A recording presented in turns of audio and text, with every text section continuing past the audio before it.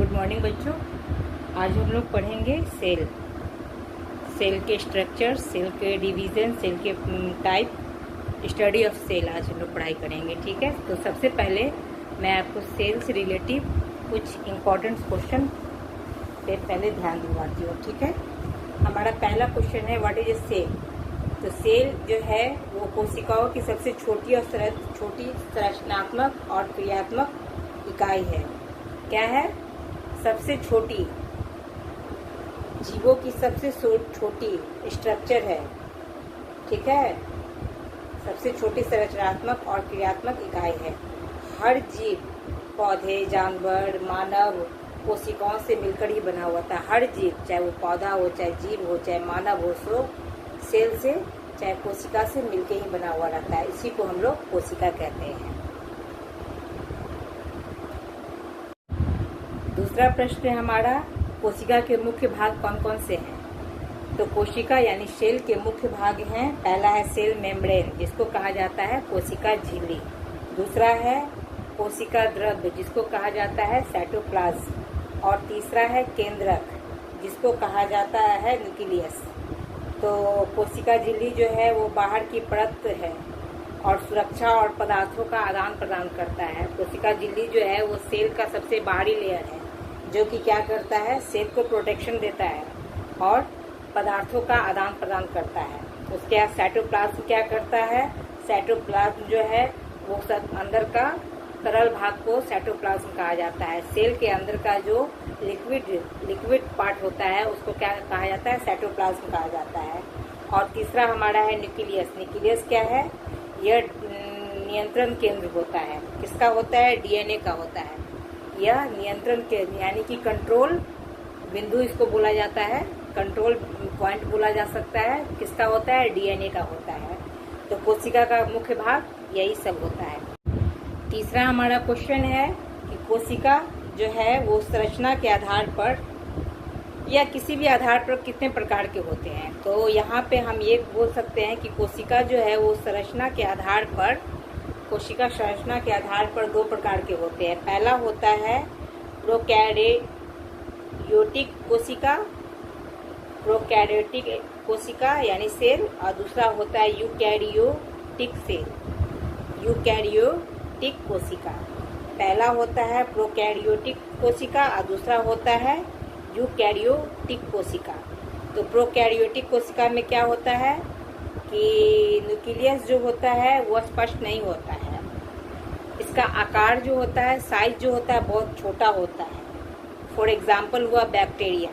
Bacteria किसका example है? Prokaryotic cell का, क्योंकि इसमें जो न्यूक्लियस होता है वो क्लियर नहीं होता है और ये शेप में बहुत ही छोटा होता है। इसका एग्जाम्पल है बैक्टीरिया। और दूसरा है यूकैरियोटिक सेल। इसका जो न्यूक्लियस होता है वो क्लियर होता है, यह आकार में भी यानी साइज में भी बड़ा होता है। फॉर एग्जाम्पल होता है जैसे पौधे का सेल, जानवर का सेल।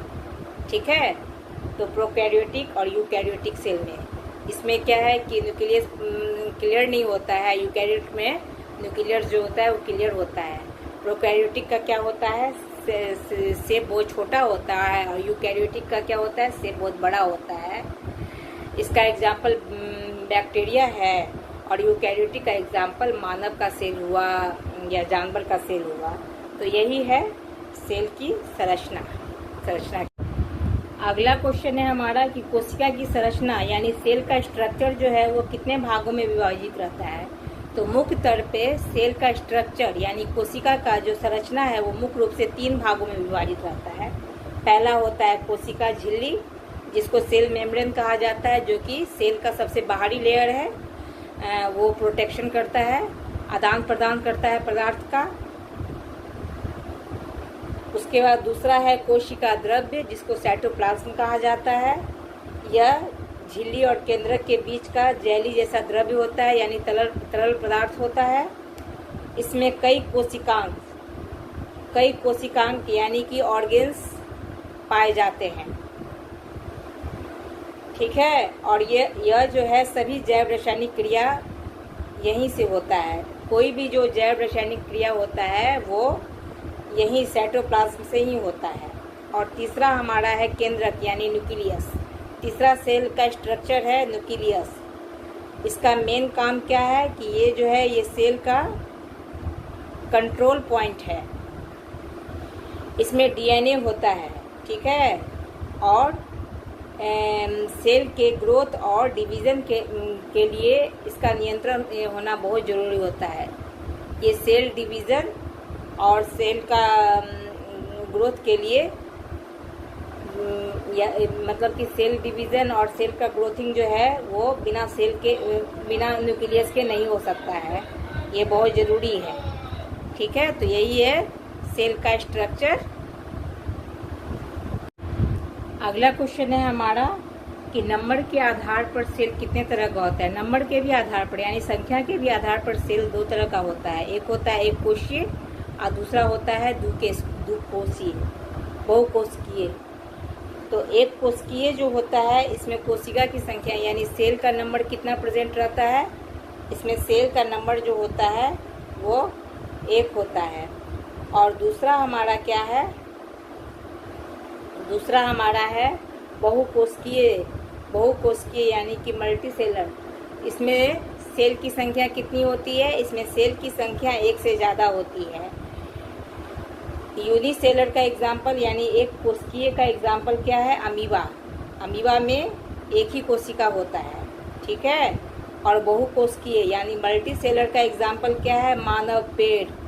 मानव में पेड़ में बहुत सारा सेल होता है, बहुकोशिकीय होते हैं, मल्टी सेलर होते हैं। तो नंबर के आधार पे भी सेल जो होते हैं वो दो तरह के होते हैं। एक होता है यूनिसेलर और दूसरा होता है मल्टी सेलर। अब हमारा अगला क्वेश्चन है कि जीव के आधार पर सेल कितने प्रकार के होते हैं। तो जीव के आधार पर जो है वो सेल 2 प्रकार के होते हैं। पहला होता है पादप कोशिका और दूसरा होता है जंतु कोशिका यानी प्लांट सेल और एनिमल सेल। प्लांट सेल और एनिमल सेल में क्या डिफरेंट है देखिए। प्लांट सेल में क्या होता है, सेल वॉल होता है, लेकिन एनिमल सेल में क्या होता है, सेल वॉल नहीं होता है। प्लांट सेल में क्या होता है, क्लोरोप्लास्ट होता है, लेकिन एनिमल सेल में क्या होता है, क्लोरोप्लास्ट नहीं होता है। प्लांट सेल जो होता है आमतौर पे कैसा शेप का होता है, वर्गाकार शेप का होता है, ठीक है। और एनिमल सेल जो होता है वो ज़्यादातर राउंड शेप का होता है, ठीक है। तो जीव के आधार पर भी जो सेल जो होता है वो 2 तरह का होता है, वो है एक प्लांट सेल और दूसरा है एनिमल सेल। और स्ट्रक्चर के आधार पे भी सेल 2 तरह का होता है, पहला है प्रोकैरियोटिक सेल और दूसरा है यूकैरियोटिक सेल। अब अगला हम देखेंगे कि संख्या के आधार पर सेल कितने तरह का होता है। अगला क्वेश्चन है हमारा, सेल में कौन कौन से ऑर्गेन्स पाए जाते हैं। तो सेल्स में पाए जाते हैं mitochondria, ribosome, endoplasmic reticulum, Golgi काइल, लाइसोसोम, वैक्यूल और क्लोरोप्लास्ट। यानी कि ये 7 ऑर्गेन्स जो हैं, ये 7 organs mitochondria, ribosome, endoplasmic reticulum, Golgi तंत्र, lysosome, Golgi body, lysosome, vacuole और क्लोरोप्लास्ट, ये 7 जो है ऑर्गेन्स ये सेल में पाए जाते हैं।